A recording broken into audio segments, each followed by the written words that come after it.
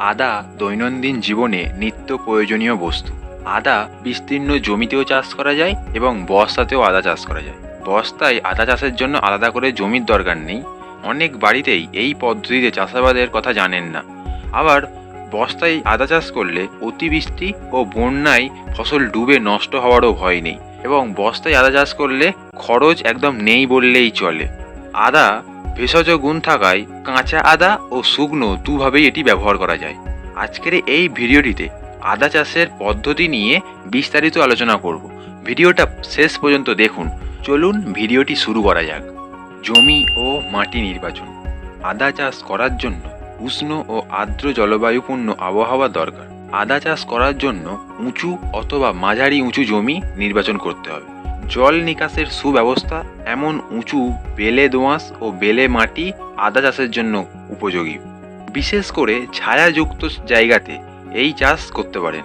সাধারণত বাঁশবাগানের তলায় কোনো ফসল হয় না, ফলে জায়গাটি পড়েই থাকে। সেই বাঁশবাগানেই বস্তায় আদা চাষ করতে পারেন। এছাড়াও বাড়ির উঠোনে, ছাদে বস্তায় আদা চাষ করা যেতে পারে। আদার বপন পদ্ধতি। সাধারণত বৈশাখ জ্যৈষ্ঠ মাসে অর্থাৎ গ্রীষ্মকালে আদা চাষ শুরু হয়।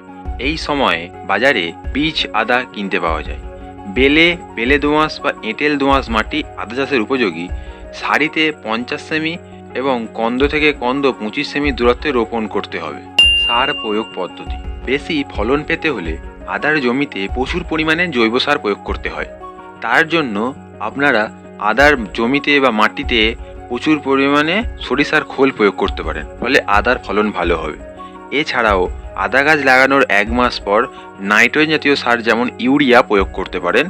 এছাড়াও রয়েছে ফসফরাস, পটাশিয়াম, এইগুলো আপনারা প্রয়োগ করতে পারেন। অন্তর্বর্তীকালীন পরিচর্যা। আদা গাছ বড় হতে কমপক্ষে 4 থেকে 5 সপ্তাহ সময় লাগে। আদা চাষের জমিতে আগাছা জন্মাতে দেওয়া চলবে না।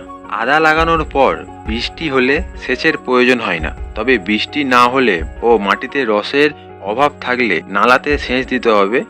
অনেক সময় আদা চাষ করলে বিভিন্ন ধরনের রোগ ও পোকামাকড়ের আক্রমণ দেখতে পাওয়া যায়, কিন্তু বস্তায় আদা চাষ করলে মাটিবাহিত রোগের আক্রমণ অনেক অংশে কমে যায়। অন্যদিকে প্রাকৃতিক বিপর্যয় হলে বস্তা অন্য জায়গায় সরিয়ে নিয়ে যাওয়া যায়। আদা সংগ্রহ ও সংরক্ষণ। 7 থেকে 8 মাস পরেই আদা তোলা যায়। গাছের পাতা হলুদ রঙের হলে ও গাছের ডাঁটা শুকোতে শুরু করলে আদা তোলা শুরু করতে হবে।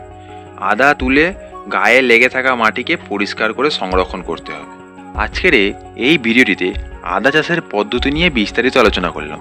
ভিডিওটা ভালো লেগে থাকলে লাইক করবেন, ভিডিওটা আপনার বন্ধু বান্ধবদের মধ্যে শেয়ার করতে পারেন এবং চ্যানেলটিতে আরও নতুন নতুন ভিডিও পেতে সাবস্ক্রাইব করে রাখুন। পুরো ভিডিওটি দেখার জন্য অসংখ্য ধন্যবাদ।